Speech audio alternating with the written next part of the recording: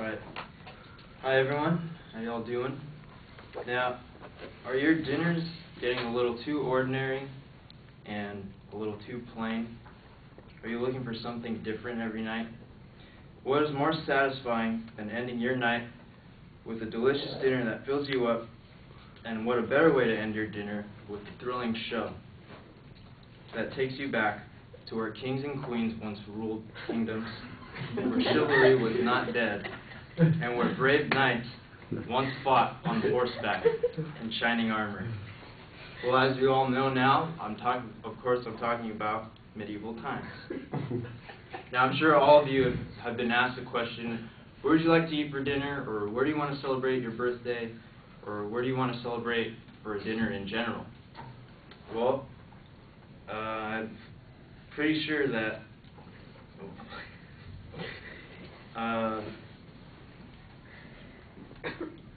well, today I'm going to persuade you for you to skip those nights at the ordinary sit-down restaurant. Go ahead and enjoy a night and enjoy yourself with your friends and family at medieval times. So first, I'd like to enlighten you on why medieval times is an excellent place to enjoy a magnificent evening with your friends and family. According to www.tripadvisor.com, a review written by a guy named Matthew Grease gave medieval times a 10 out of 10, and it was also rated higher than the Excalibur show in Las Vegas by other TripAdvisor users. Another review compared medieval times to its next-door neighbor, Pirates Dinner Adventure Show. And someone simply stated, and I quote, direct from the website, "I liked medieval times dinner adventure across the street. It was a better show." Medieval times is definitely a place that will keep you entertained throughout the whole night. How? Well, first, it's entertaining. It recreates the medieval world with real-life jousts and combat using authentic medieval weapons like swords, shields, and axes. It brings you the closest experience you'll ever get to experiencing the medieval world. A major part of medieval times is not only the show, but also the interaction that you have in the show. When you enter the castle, you and your group are assigned to different colors. There's 6 different colors. There's blue, red, yellow, red, yellow, green, black, and white. And each of those represent which knight you're going to be cheering for. Now with the cheers, when you enter the arena and the show starts, cheers roaring through the arena and chanting their color's name and their knights. It's no wonder medieval times leaves you with an experience that you'll never forget. Now that you have some sort of idea why medieval times is a preferred choice, let me tell you about their dining and their food. Food is always enjoyable to have, and what's a better way to enjoy a show with a full course meal that's served to you and that's cooked to the very perfection. In my experience as an employee of medieval times, I've asked people in the audience, how's their food tasting? And this is exactly what I received as an answer from one guy. "This is the best chicken I've ever had!" As the show begins, so does your feast with the king and the princess. Medieval times serves you with a wide variety of drinks that's for both kids and adults. They have alcoholic beverages too and a full-service bar. And the full-course meal starts off with a tomato bisque soup and 2 slices of buttered garlic toast. Now, the audience is then served the main course after, of course, you've finished your appetizers. They serve you the main course. Replicating the Feast of Kings, the guests are brought a delicious herb-based potato slice, a flavorful barbecue spare ribs, and a half chicken roasted to its savory perfection. For those who are vegetarian, a large meaty portobello mushroom stuffed with a tasty mix of whole grain rice and beans, and atop the mushroom is a large skewer of perfectly roasted vegetables. In addition to all of that, for a side, is a mound of creamy hummus with an array of pita chips. And of course, you can't have a full course meal without the dessert, which everyone is served a freshly baked slice of apple pie. Oh, and let me remind you, to keep the theme of medieval times, all this is eaten with your fingers. So far I've discussed with you things what to expect at medieval times with the show and food, but how much will all this cost is what you're wondering. The regular price for adults at Medieval Times is $55.95, and for children 12 and under, it's $34.95. That seems a little pricey, but consider the fact that you're not just paying for a dinner, you're also paying for an hour and a half of a live show. And you can also get special benefits if you decide to pay full price. You can upgrade packages to a royalty package, which which gives you a DVD behind-the-scenes look of how the show is done and how it's being made. It gives you banners of the nights that you're represented. It gives you photo packages, which comes with the frame, and it gives you coupons for souvenirs at the shop.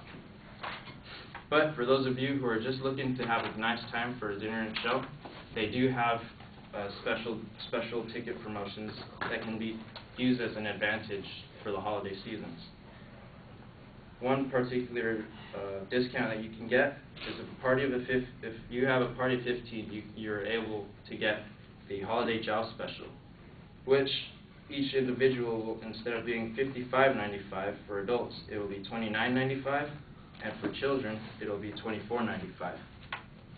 There are also many other if you can't find a group of 15 or more, there are also other coupons that you can get off the website at medievaltimes.com.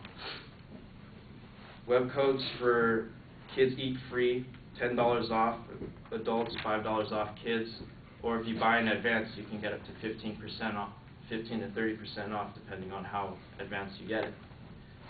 These are many coupons that you can get off of their website. And at the end of the show, to show an appreciation of thanks from Medieval Times, they give each audience member 2 coupons for a buy one, get one free at the end of your show, hopefully, so you guys can return. So as you can see, Medieval Times is no ordinary place to dine and celebrate. It's an experience that both kids and adults can both enjoy. Now that I've shared with you some helpful information where to choose your next dinner choice, I hope to see you soon in the audience as I'm working down there at Medieval Times. Thank you.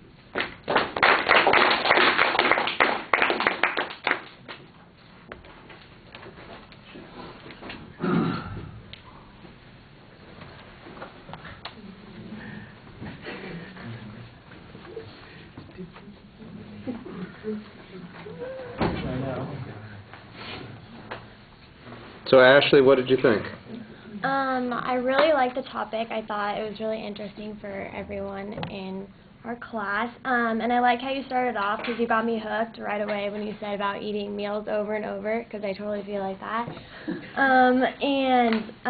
I've been to Medieval Times and you made me want to go again.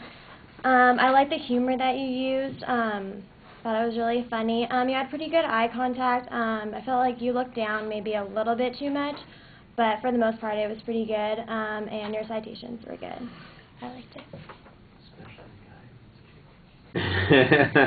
Well, actually, yeah, I thought that was one of the highlights of the material when you're quoting the guy who liked the food so much. Oh, this is the best chicken I ever ate, and you really get into it, and you're mimicking the way he spoke to you. And I think that you need more of that kind of energy in the presentation, because you're talking about a subject that the way you've presented it, it is persuasive. You are kind of trying to encourage us to do a particular thing here and give us some reasons to do that.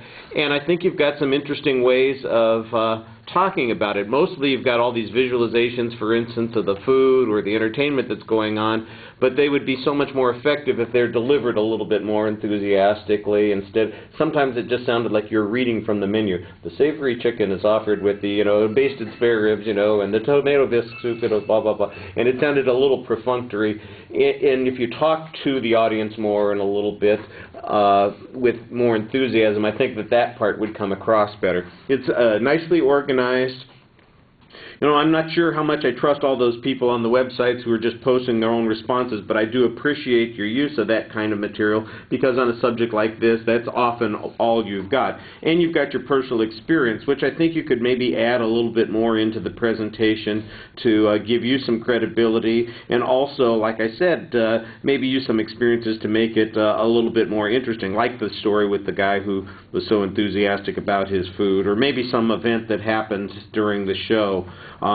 There's not as much discussion of the show as there is kind of the circumstances and the situation, and I thought maybe that could be developed a little bit more. All right, thank you.